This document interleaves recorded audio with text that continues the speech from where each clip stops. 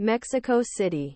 The Mexican government has acknowledged that at least 2 well-known Mayan ruin sites are inaccessible to visitors due to a toxic mix of cartel violence and land disputes. The tour guides, who ask not give their names because they still have to work in the area, said that armed men and checkpoints were frequently seen on the road leading another area called Bonampak, famous for its murals, to get to Lagartero, another archaeological site. Travelers say they are forced to surrender their IDs and cell phones at cartel checkpoints.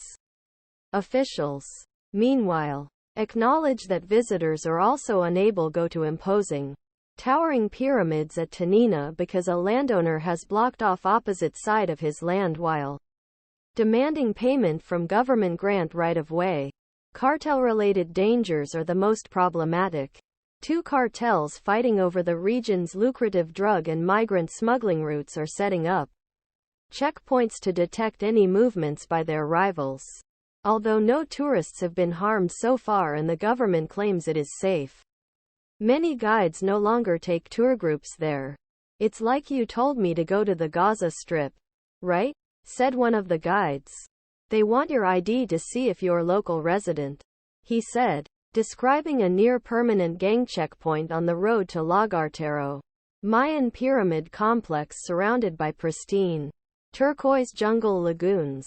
"They take cell phone, ask for your access code, and then they analyze conversations to see if you belong to another gang," he said. A rival group could emerge at any time and initiate armed conflict. The government appears complacent, and there is even anger that anyone suggests there is a problem. In line with President Andrés Manuel López Obrador's policy of downplaying gang violence, even as the cartels take over more territory in Mexico, Bonampak and Lagartero are public, the National Institute of Anthropology and History said in a statement Friday. To suggest that these archaeological sites are in danger from drug traffickers is inaccurate, prejudiced and irresponsible, the agency, known as INAH, added, claiming it retains control of the sites.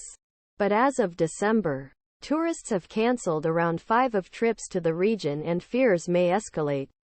Things that some tourists once enjoyed, such more adventurous excursions to ruins buried deep in the jungle and only accessible by boat, such Yaxchilan on the Usumacinta River, are either no longer possible or risky, some guides publicly acknowledge. They announced that they would not take tourists there.